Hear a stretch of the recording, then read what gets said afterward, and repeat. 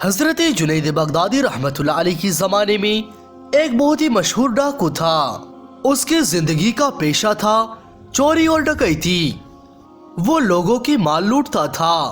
इसी तरह से वो अपनी जिंदगी गुजारता था। उसे उसके काम के लिए 16,000 धुर्रे भी लग चुके थे, लेकिन इसके बावजूद वो अपने काम से बाज नहीं आ रहा था। एक दिन चोरी करने के लिए शहर के काजी ने उसके एक हाथ भी काट दिया, लेकिन तब भी वो शख्स चोरी डकैती नहीं छोड़ता था। वो एक हाथ से ही लोगों का माल चोरी करता था। लोगों पर उसकी हैबत तारी थी। शहर के तमाम लोग उसके नाम सुनते ही कांपते थे। एक मर्तबा वो डाकू चोरी करने के लिए हजरत जुनैद बगदादी रहमतुल्लाह अलैह के घर में दाखिल हुआ।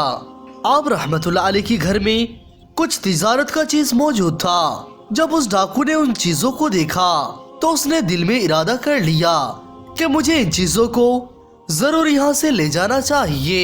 जब उसने तमाम चीजों को बांधा और उनको ले जाने की कोशिश की तो उसे बहुत तकलीफ महसूस हुई, क्योंकि उसका एक हाथ था, दूसरा हाथ कटा हुआ था।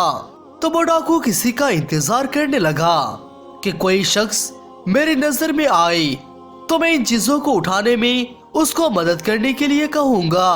जब रात का आखिरी हिस्सा हुआ और हजरत जुनैद बगदादी रहमतुल्लाह अलैह तहज्जुद की नमाज अदा करने के लिए उठे और वो अपने घर के सहन में आए तो डाकू ने उनको देख लिया। तो उसने सोचा शायद ये शख्स इस घर का नौकर होगा। तो उसने आप रहमतुल्लाह अलैह को बड़े सख्त लहजे में बुलाया, ए शख्स इधर आओ और मुझे इस गठरी को उठाने में मदद करो। जैसे उसने आपको रौब से बुलाया तो वो उसको मदद करने के लिए चले आए और उसकी गठरी उठाने में मदद की। तो डाकू समझ गया कि मैं जो कुछ भी कह रहा हूँ ये शख्स बहुत अच्छी तरह से मान रहा है, तो मैं तकलीफ क्यों लूं। इस गठरी को अपने सर में ना उठाकर उसी के सर में ही डाल देता हूँ। तो उस डाकू ने कहा, नहीं नहीं, मेरे सर में मत रखो, तुम इसको अपने सर में उठा लो। उस डाकू ने आप रहमतुल्लाह अलैह को एक हाथ से मदद किया और उस गठरी को उठाकर आपके सर में रख दी और कहने लगा, तुम मेरे पीछे पीछे आओ और ये गठरी मुझे अपने घर में पहुंचा दो। और ये भी कहा, अगर तुम जाने में ताखिर करते हो तो मैं पीछे से तुम्हें डंडा भी लगाऊंगा। हजरत जुनैद बगदादी रहमतुल्लाह अलैह अपना माल अपने सर पर रखकर उस चोर के घर की तरफ जा रहे हैं। जब हजरत जुनैद बगदादी रहमतुल्लाह अलैह चलते चलते थक जाते तो पीछे से वो चोर आप पर डंडा बरसाने लगा, हत्ता कि आप रहमतुल्लाह अलैह ने वो गठरी उसके घर तक पहुंचा दिया। जब गठरी घर में पहुंच गई तो डाकू को बहुत तसल्ली हुई कि आज मैंने एक बहुत बड़ा काम कर लिया। वो गठरी पहुंचाने के बाद आप रहमतुल्लाह अलैह अपने घर वापस चले आए। डाकू अपने माल पाकर रात में आराम से सो गया।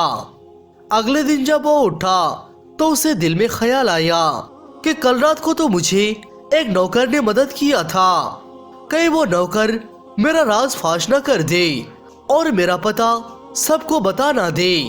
इसीलिए मुझे जानना है कि उस घर में क्या चल रहा है जहाँ पर मैंने चोरी किया था।